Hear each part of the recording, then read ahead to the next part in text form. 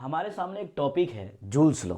लेकिन इसके पहले हम थोड़ा सा इस पे फोकस करते हैं, यानी इसको समझते हैं कि जूल्स लॉ जो है आखिर में कहाँ से निकल के आया। तो आप कल्पना कीजिए कि आपके घर एक हीटर है या आयरन है। हीटर, आयरन, इलेक्ट्रिक केटली या कुछ भी हो जो कि हीट से यानी हीट से वर्क करता है। तो आप कल्पना कीजिए आखिर में उसमें होता क्या है। उसमें होता यह है कि जब भी हम इलेक्ट्रिक करंट उसमें पास कराते हैं, जैसे उसमें इलेक्ट्रिक करंट हम पास कराएंगे तो उसमें क्या होगा कि हीट प्रोड्यूस होगा, और उसी को कहा जाता है heating effect of electric current. यानी कोई भी कंडक्टर हो, उसमें इलेक्ट्रिक करंट अगर आप पास कराते हो तो उसमें हीट प्रोड्यूस हो जाता है, यानी कंडक्टर हीट हो जाता है, और उसी फेनोमेना को कहा जाता है heating effect of electric current. और इसी को बेस बनाकर जूल्स ने लिखा जूल्स लॉ। अब आखिर में जूल्स लॉ आया कहाँ से, फिर जूल्स के दिमाग में ये बात आया कहाँ से कि जूल का फॉर्मूला यानी कि हीट का फॉर्मूला I²RT ही होगा। ये सब हम विधिवत चर्चा करेंगे और सब कुछ सीखेंगे कि आखिर में हम कैसे हीट का फॉर्मूला I²RT निकाल सकते हैं, और हम कैसे हीट को फाइंड कर सकते हैं। इलेक्ट्रिक करंट से क्या रिलेशन होगा, रेसिस्टेंस से क्या रिलेशन होगा, और टाइम से क्या रिलेशन होगा, हम विधिवत जानेंगे। आप वीडियो के अंत तक बने रहिएगा, आपको बहुत ही मज़ा आने वाला है। तो आइए हम देखते हैं कि जूल्स लॉ क्या है, इसके पीछे का थोड़ा सा हम कहानी जान लेते हैं। जैसे मान लिया जाए मेरे पास एक कंडक्टर है, इसमें जैसे ही इलेक्ट्रिक करंट पास करेगा तो ये हीट होगा, यानी कंडक्टर हीट होगा, और इसी फेनोमेना को हम बोलते हैं heating effect of electric current. अब जूल्स के माइंड में आया कि आखिर में जब हीट होगा तो हीट किस पे डिपेंड करेगा। तभी तो इन्होंने लिखा जूल्स लॉ कि जब भी अगर ये हीट होगा तो हीट डिपेंड किस पे करेगा, हीट का फॉर्मूला क्या होगा, हम कैसे निकाल पाएंगे कि कितना हीट इसमें हो रहा है, यानी कितना हीट प्रोड्यूस हो रहा है। तो इसके पहले थोड़ा सा हम बैक चलते हैं, देखते हैं अगर वर्क डन इक्वल टू हम लिखना चाहें तो VQ लिख सकते हैं। Work done equal to VQ, work done equal to V को बाई ओम्स लॉ से हम क्या लिख सकते हैं IR, और Q को क्या लिख सकते हैं Q इक्वल टू IT होता है। टाइम और इलेक्ट्रिक करंट के रिस्पेक्ट में Q का फॉर्मूला होता है IT। W इक्वल टू अगर मल्टीप्लाई करें तो I²RT हो जाएगा। अब जितना वर्क होगा उतना ही एनर्जी कंज्यूम होता है।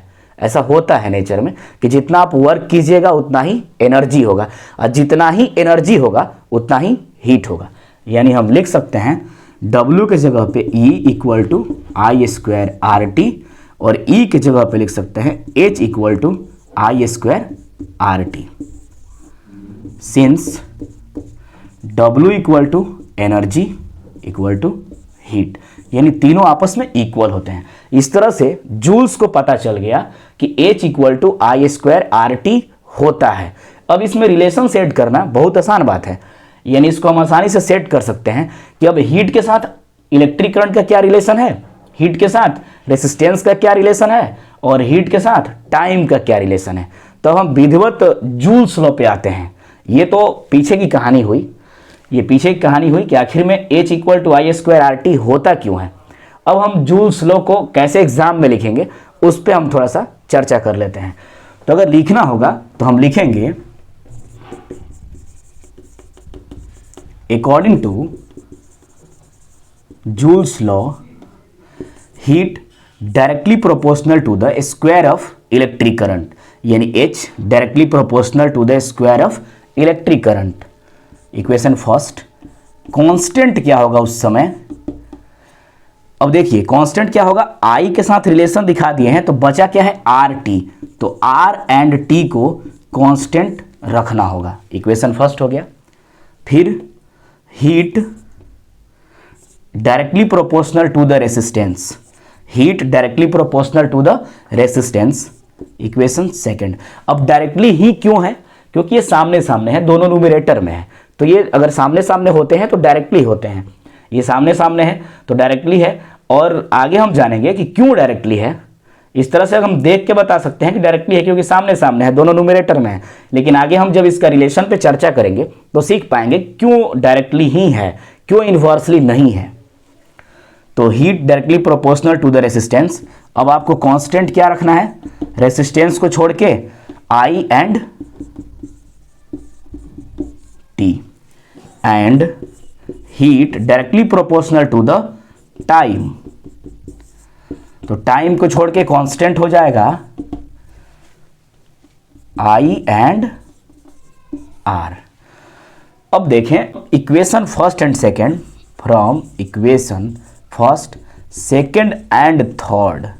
अगर आप मैथ पढ़े हैं तो जानते हैं कि जब भी लेफ्ट में क्या हो, इक्वल हो, एच एच एच लेफ्ट में है, तो लिख सकते हैं H proportional I square R T, यानी अगले स्टेप में H equal to I square R T. अब ऐसा क्यों होगा, हम यहाँ प्रोपोर्शनल हटाने के बाद कांस्टेंट क्यों नहीं दिए, ये भी सोचने वाली बात है। अब इसलिए नहीं दिया गया है क्योंकि प्रत्येक स्थिति में कांस्टेंट माना गया था, यानी कांस्टेंट रखा गया था। इसमें आर एंड टी कांस्टेंट था फर्स्ट इक्वेशन में, सेकंड में आई एंड टी कांस्टेंट था, थर्ड में क्या था, आई एंड आर कांस्टेंट था। इस तरह से हमारा एक फॉर्मूला निकलता है हीट का, आई स्क्वायर आर टी। समझे। अब आगे हम देखते हैं कि एसआई यूनिट ऑफ हीट क्या होगा। SI unit of heat joule होता है, जूल होगा, जिसका अगर हम सिंबल देंगे तो कैपिटल जे। टोटल अगर हम जूल लिखते हैं तो स्मॉल जे से लिखेंगे क्योंकि यह साइंटिस्ट नेम पे है। तो एसआई यूनिट ऑफ हीट क्या होगा, जूल होगा। मैं आपसे एक क्वेश्चन करूंगा। अब मेरा क्वेश्चन ये है, आप जवाब दीजिएगा कमेंट सेक्शन में कि कौन कौन से ऐसे फिजिकल क्वांटिटी है जिसका एसआई यूनिट जूल होता है। ये आप कमेंट सेक्शन में जवाब दीजिएगा। अगर आप यहाँ तक वीडियो देख रहे हैं तो आपको जवाब देना जरूरी होता है कि आप जवाब दीजिएगा कि कौन कौन से ऐसे फिजिकल क्वांटिटी हैं जिनका एसआई यूनिट जूल होता है। आगे देखते हैं। अब रिलेशन हम पढ़ेंगे, यानी H equal to I square R T का रिलेशन क्या है। डायरेक्टली प्रोपोर्शनल सबका रिलेशन है। अब क्यों है इस पर थोड़ा हम चर्चा करते हैं। अगर इलेक्ट्रिक करंट इसमें मैक्सिमम अमाउंट में जाएगा तो हीट भी ज़्यादा होगा, तो अगर इलेक्ट्रिक करंट ज़्यादा है तो हीट भी ज़्यादा है। इस तरह से रिलेशन क्या बनेंगे, डायरेक्टली प्रोपोर्शनल। ठीक। अगर रेसिस्टेंस इसका बढ़ा देते हैं हम, जैसे नाइक्रोम का वायर यूज करते हैं, तो nichrome wire has maximum resistance, तो हीट भी मैक्सिमम होगा। तो ये भी क्या होगा, डायरेक्टली प्रोपोर्शनल। जैसे मेरे पास दो बल्ब हैं, एक बल्ब 1 आवर जलता है यानी कि ग्लो करता है, एक दूसरा बल्ब है 2 आवर उसको हम जलाते हैं यानी स्विच ऑन रखते हैं। तो ये जाहिर सी बात है कि 2 घंटा जो बल्ब जल रहा है वह ज़्यादा हीट होगा। तो जब टाइम ज़्यादा लिया तो हीट भी ज़्यादा प्रोड्यूस किया, तो यह भी क्या होगा, डायरेक्टली प्रोपोर्शनल होगा, क्योंकि एक बढ़ रहा है तो दूसरा भी बढ़ रहा है। तो किस रिलेशन में हम रख सकते हैं, डायरेक्टली प्रोपोर्शनल में रख सकते हैं हम। अब हम इस पर थोड़ा सा चर्चा कर लेते हैं कि मैथ के हिसाब से अगर कोई पूछे तो हम क्या लिखेंगे। अगर इलेक्ट्रिक करंट और हीट के बीच पूछा जाए क्वेश्चन कि इलेक्ट्रिक करंट को हम डबल करते हैं तो हीट क्या होगा, तो जब भी ऐसे क्वेश्चन पूछे जाते हैं तो लिखना होगा, इसका स्क्वायर करना होगा, यानी H प्रोपोर्शनल 2 का स्क्वायर यानी 4। हीट क्या हो जाएगा, 4 टाइम। यानी कि जब भी I के जगह पे कुछ भी कहा जाए, डबल, ट्रिपल्ड, हाफ, तो उसका स्क्वायर करके ही हीट बताना होगा। जैसे ट्रिपल कहा जाए तो हीट क्या होगा, स्क्वायर किया जाएगा ट्रिपल का, तो स्क्वायर ट्रिपल का किए तो कितना होगा, 3 का स्क्वायर 9, तो हीट कितना हो जाएगा 9। अगर इलेक्ट्रिक करंट को हाफ कहा जाए 1/2, तो हीट क्या हो जाएगा, 1/2 का स्क्वायर करेंगे तो 1/4। अगर इलेक्ट्रिक करंट को 1/3 कहा जाए यानी 1/3, तो हीट का क्या हो जाएगा, 1/9 हो जाएगा। तो इस पे ऐसे हम सॉल्व इसको कर सकते हैं। अब रेसिस्टेंस की बात करें तो ये डबल तो ये भी डबल, ये ट्रिपल तो ये भी ट्रिपल, क्योंकि इसमें कुछ मैथ का सिंबल नहीं है। ये हाफ तो ये भी हाफ। टाइम की अगर बात करें तो ये डबल तो हीट भी डबल, अगर टाइम हाफ तो हीट भी हाफ, टाइम ट्रिपल तो हीट भी ट्रिपल, क्योंकि इसमें भी कोई मैथ का कंपोनेंट्स नहीं लगा हुआ है। लेकिन आई के साथ आपको याद रखना होगा। अगर आप फिर समझना चाहते हैं तो रिवर्स करके आप देख सकते हैं, वीडियो को आप रिवर्स कीजिए और फिर आप आई का रिलेशन समझ सकते हैं। इस तरह से मैंने डीपली बता दिया है कि जूल्स लॉ क्या है, कहाँ से आया और कैसा रिलेशन है, यहाँ तक कि एसआई यूनिट। थोड़ा सा मैं इस पर विशेष चर्चा कर देता हूँ और भी पूरा हो जाएगा ना, डीपली कंप्लीट हो जाएगा इसको हम बोले तो। इसके एप्लीकेशन क्या है, यानी कि कहाँ कहाँ heating effect of electric current देखने को मिलता है।